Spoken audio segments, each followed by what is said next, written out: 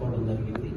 వాటిని పరిశీలిస్తూ ఉన్నాం. అదేవిధంగా కొత్తగా ఒక 627 గ్రామాల్లో రీసర్వేని ఇంకా మరింత అప్డేట్ చేసినటువంటి విధానంలో రీసర్వేని ప్రారంభించాము. ఇందులో భాగంగా ఈ రీసర్వే కోసం మనం ప్రమోషన్ ఇచ్చినటువంటి డిప్యూటీ తహసీల్దార్లందరికీ కూడా మరొకసారి వాళ్ళందరినీ కూడా రీసర్వేలో రైతులందరికీ సంతృప్తి కలిగే విధంగా రెవెన్యూ రికార్డులు అప్డేట్ చేయడానికి వీలుగా ఈరోజు ఈ శిక్షణ కార్యక్రమాన్ని ఏర్పాటు చేయడం జరిగింది.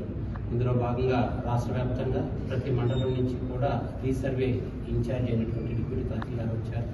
వీరందరికీ కూడా రైతులు ఏ రకమైన ఇబ్బందులు ఎదుర్కొంటున్నారు, వారి యొక్క ప్రతి సమస్యని కూడా వాళ్ళు పూర్తిగా అటెండ్ అయ్యి విని పరిష్కరించి స్పీకింగ్ ఆర్డర్స్ ఇవ్వాలని చెప్పి ఆదేశించాలని చెప్పి కూడా వాళ్ళకి ఈరోజు చెప్పడం జరుగుతుంది.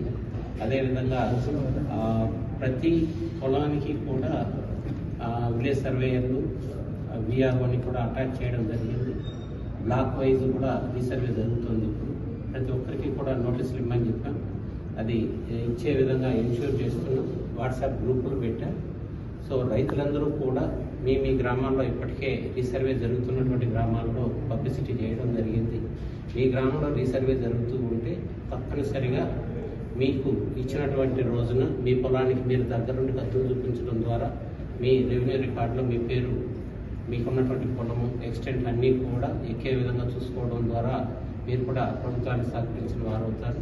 మీ రికార్డు కూడా భద్రంగా ఉంటుందని చెప్పి తెలియజేస్తుంది. గతంలో హెచ్చు తగ్గులు వచ్చింది, ఇప్పుడు అవి కూడా సరే అవుతుంది. ఆ సమస్యను ఎలా పరిష్కరిస్తారు? హెచ్చు తగ్గులు అనేటువంటిది వచ్చినప్పుడు అప్పీల్ చేసుకునేందుకు ఇందులో ప్రొవిజన్ ఉంటుంది.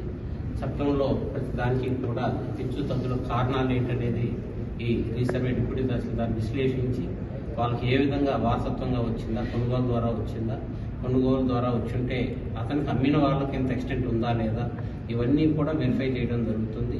ఎవరైనా పక్క సరిహద్దుదారు గట్లు జరిపేస్తుంటే వాటిని ఇద్దరి మధ్య సమన్వయం కుదిర్చి వాళ్ళ హక్కు ప్రకారం ఎంత ఉందో అంత వాళ్ళు సెర్చ్ చేసుకోవాలని చెప్పి సూచించడం జరుగుతుంది. దాన్ని సెర్చ్ చేయడం జరుగుతుంది. ఎక్కడైనా సివిల్ డిస్ప్యూట్ ఉంటే దానికి మాత్రం కోర్టుకి వెళ్లాల్సి ఉంటుంది. సివిల్ కోర్టుకి వెళ్ళి తెలుసుకోవాల్సి ఉంటుంది. ఇప్పుడు డ్రోన్ ఇప్పుడు గతంలోనే మనం పూర్తిగా రాష్ట్ర వ్యాప్తంగా ఒక 1000 గ్రామాల తప్ప మీకు అన్ని గ్రామాలు కూడా డ్రోన్ కంప్లీట్ అయిపోయింది. డ్రోన్ ద్వారా ఏంటంటే మనకు ఒక పెద్ద విలేజ్ మ్యాప్ వస్తుంది.